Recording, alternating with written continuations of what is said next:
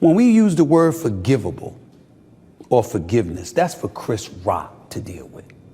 It's his call. He could have had the man arrested that night and insisted to the LAPD that that not be the case.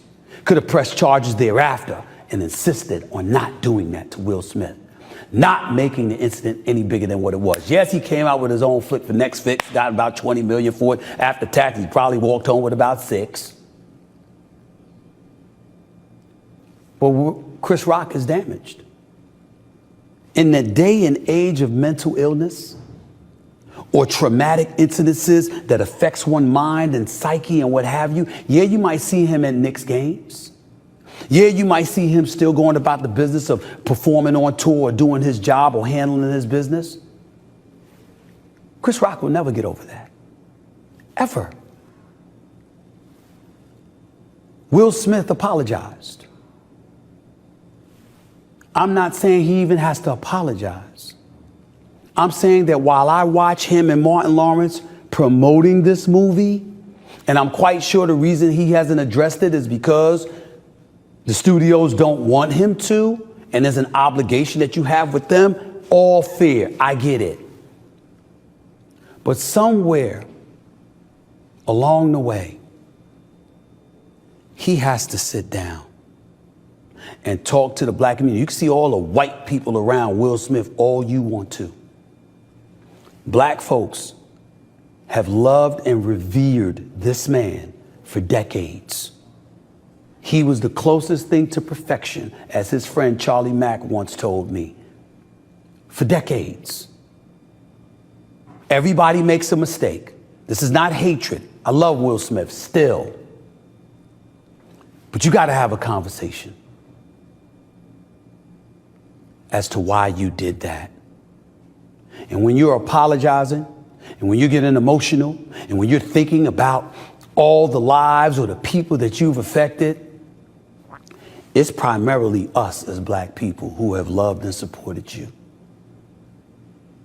and watched you go on an international stage and slap one of us in the face and tarnished an historic event for one of the great black producers of modern times in Will Packer, possibly costing yourself and Antoine Fuqua an Oscar for emancipation along the way. I'm not going to say what you did to the comedic community. Hell, Jim Carrey spoke about that along with various others. We know you wouldn't have smacked Ricky Gervais, Bill Maher, Bill Burr, or a host of others. We know you wouldn't have done that. No apology necessary. I'm just saying, a lot of folks ain't get over that. A lot of folks find it hard to just go to the movies to watch you. I'm one of those people. And I never missed a Will Smith movie. Hitch, Concussion, all the Bad Boys movie from the first one to Y'all with Gabrielle Union, who, by the way, should have been in 3 and 4, by the way.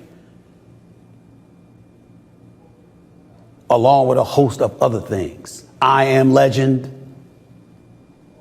Independence Day, Men in Black, 1, 2, and 3. Will Smith, you're phenomenal. Phenomenal talent, phenomenal actor, phenomenal individual. You lost your way one night. We need to hear that from you. I'm sorry. That's what I need to do before I look forward to seeing your movies again, more than seeing a sit down. Here he go, man. Stephen A. Smith. This is over 2 years later. Like, he want to still talk about Will Smith. He owes the black community a conversation. He finds it uncomfortable to watch a new Will Smith movie because he slapped Chris Rock. Bruh, it's funny that everybody talks the most about this shit besides Chris Rock.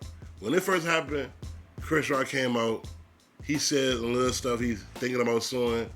His face hurt, his ears ringing. He did say that when the incident first happened. And then he went on tour. All his tickets was selling out crazy. and he addressed the slap there. It seemed like he was in good spirits, but I know comedians, they have a good way of flipping something negative and making it funny.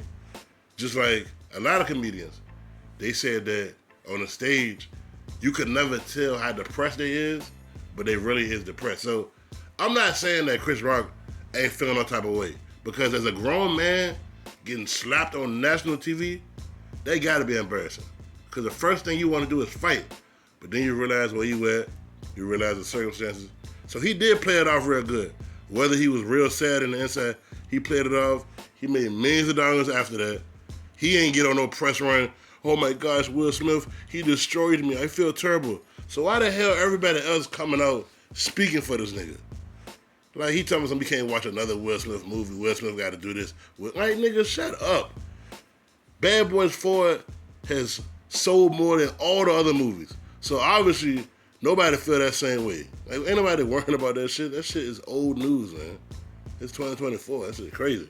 What y'all think about this, your boy B?